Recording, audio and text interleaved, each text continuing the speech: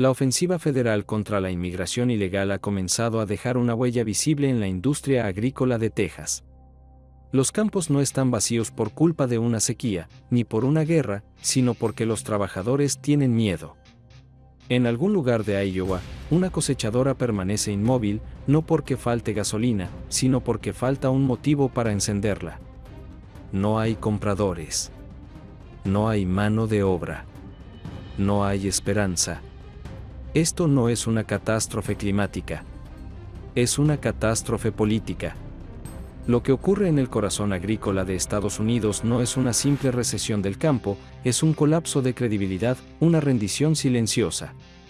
Cada préstamo impago, cada tractor abandonado, cuenta la misma historia. Más de 50,000 agricultores dejaron el campo en el último año. No por un desastre natural, sino por un desastre político. Mientras las cosechas estadounidenses se pudren bajo contratos rotos, el trigo canadiense cruza fronteras rumbo a Rotterdam y Tokio.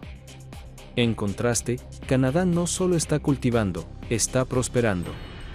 Ottawa subvenciona invernaderos, facilita visados para trabajadores agrícolas, ofrece tierra, estabilidad y, lo más importante, dignidad. Esto no es solo un asunto rural, es un asunto de soberanía. Estamos presenciando un éxodo del campo estadounidense que pone en duda quién cultiva, qué se cultiva y en qué país se asegura el alimento del futuro. Mientras las granjas familiares se subastan, las provincias canadienses abren programas de migración diseñados para atraer agricultores estadounidenses. Porque allá, cultivar sigue siendo un honor. Acá, se ha convertido en un acto de supervivencia. En los campos de Nebraska, Iowa y Texas, los agricultores no luchan contra tormentas ni plagas. Luchan contra la burocracia. No combaten malezas, combaten a Washington. Pregúntale a un productor de tercera generación por qué abandona su granja, y no hablará de rendimiento. Hablará de límites de visados, de impuestos a insumos básicos, de llamadas que nadie responde. Hablará de redadas migratorias, de créditos negados, de gasolina cara y de un hijo que prefiere trabajar en un almacén antes que cultivar maíz. No porque odie la tierra, sino porque la tierra parece haber dejado de creer en él. Esto ya no es solo una crisis económica, es una crisis de fe. El contrato no escrito entre el gobierno y quienes lo alimentan está roto. El costo de contratar legalmente a trabajadores con visado supera los márgenes. Los fertilizantes aún están 30% por encima del precio prepandemia. Mientras tanto, multinacionales como ADM y Cargill manipulan mercados, bajan precios, bloquean exportaciones. Lo que antes era un oficio noble, hoy es una carrera burocrática hacia el colapso. Y en ese laberinto, el pequeño agricultor es el primero en desaparecer. Ya no pregunta cómo crecer, pregunta cuánto debe vender antes de que llegue el banco. En Washington, la política agrícola está estancada. Los fondos rurales son insuficientes. Y la política migratoria apunta más al jornalero que a las verdaderas amenazas. El resultado, pueblos enteros colapsan. Escuelas sin alumnos, hospitales cerrados, niños que se van y ancianos que se quedan. Hay pueblos en Iowa donde ya no hay ni un solo restaurante abierto a la hora del almuerzo. Pero la pérdida más devastadora no se mide en cosechas ni en dólares, sino en identidad. Ser agricultor era símbolo de independencia. Hoy es un camino lleno de litigios. Las manos curtidas ya no se valoran como símbolo de trabajo, sino como un peso para un sistema que solo recompensa la escala, no el alma. Mientras Estados Unidos quema sus excedentes para evitar que se pudran, Canadá construye silos. Mientras aquí debatimos subsidios, allá construyen infraestructura. Y mientras aquí se discute si la agricultura aún importa, Canadá la ha convertido en el eje de su estrategia nacional. Canadá no está ganando por accidente, gana por diseño. Provincias como Alberta o Saskatchewan han apostado por la logística, el almacenamiento en frío, los permisos ágiles, las líneas ferroviarias que priorizan cereales. Han entendido que en el siglo XXI no basta con sembrar, hay que entregar. Japón, antes dependiente del trigo de Kansas, ahora compra más del 35% de sus granos a Canadá. no por sabor, sino por confianza. Europa, Asia y Latinoamérica redirigen sus compras al norte. ¿Por qué? Porque Canadá no condiciona su comercio a sanciones ni a ideologías. Ofrece certeza, puntualidad y silencio. Mientras Estados Unidos impone requisitos, Canadá entrega resultados. Más inquietante aún, Canadá no solo gana mercados, gana talento. A través de programas como el AgriFood Pilot y el SNP Agricultural Worker Paswa, ha comenzado a atraer agricultores y trabajadores estadounidenses. Tejanos, californianos y arizonenses están cruzando la frontera no para evadir impuestos, sino para salvar su vocación. Estados Unidos solía exportar abundancia. Hoy exporta desesperanza. Y Canadá absorbe ambos extremos, los compradores y los productores. Es una fuga de cerebros agrícola. Pero lo más cruel es que quienes se van no odian su tierra, solo han dejado de sentirse bienvenidos en ella. Ya no es una economía fallida. Es un modelo invivible. Mientras Washington se enfrasca en debates ideológicos, las cadenas de supermercados compran más manzanas en Ontario que en Oregón.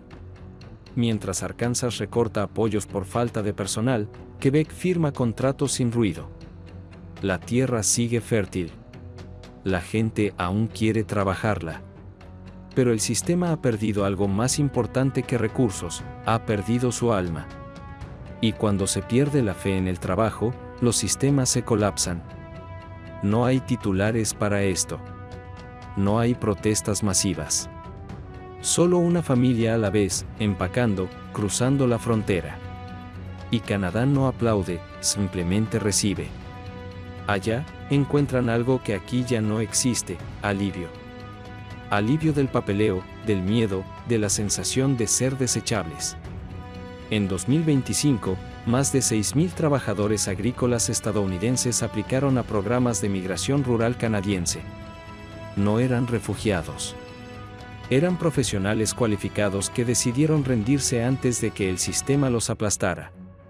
Porque aquí, la agricultura ya no es una colaboración entre la tierra y el Estado. Es un campo minado entre bancos, lobbies y políticas incoherentes. Los políticos tuitean sobre proteger la granja familiar mientras las familias solicitan residencia en Manitoba. Esto ya no es una competencia comercial. Es un problema de soberanía. Si un país no puede alimentar a su gente, no puede controlar su destino. Y Estados Unidos ha sacrificado a su productor rural en el altar de la indiferencia política. Incluso México, antiguo socio leal, ha comenzado a preferir contratos canadienses. Y mientras esto ocurre, los agricultores se van.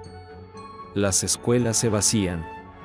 Los silos se convierten en ruinas o en atracciones turísticas. El cinturón agrícola se transforma en un cinturón de nostalgias. Lo que alguna vez fue una comunidad es ahora un recuerdo. Nadie da la alarma. Nadie convoca marchas. Solo el silencio. Y del otro lado de la frontera, Canadá no se jacta, solo actúa. Lo que los agricultores reciben allá no es solo tierra ni subsidios. Es respeto. Es ser tratados como ciudadanos que importan. El país que forjó su mito en la expansión del oeste, ahora ve cómo sus agricultores huyen al norte, no como pioneros, sino como exiliados. 50.000 agricultores no renunciaron porque perdieron una cosecha. Lo hicieron porque perdieron la fe. Perdieron la certeza de que el trabajo aún significa algo. No se fueron por un mal año. Se fueron porque el sistema les dijo, una y otra vez, que ya no eran bienvenidos. Este no es un problema de clima ni de mercado. Es abandono institucional. Mientras el gobierno emite comunicados y otorga subsidios simbólicos, los pilares de la seguridad alimentaria del país se están resquebrajando. Y esto apenas comienza. Hoy es el trigo. Mañana será la leche, la fruta, la soya. El enemigo no está afuera. Está adentro. Canadá no está conquistando. Está reemplazando. Y mientras lo hace, el sueño americano se convierte en un recuerdo canadiense. porque cuando un país no puede proteger a los que lo alimentan, pierde algo más que exportaciones, pierde el control sobre su propio futuro. Porque mientras en Washington se reparten culpas y se maquillan cifras, en los campos vacíos de América solo queda el eco del abandono. El crujir de una cerca oxidada, el polvo que cubre un tractor detenido, la factura vencida sobre una mesa vacía. No es una metáfora, es la escena diaria en cientos de pueblos donde la producción agrícola fue desplazada por la producción de excusas.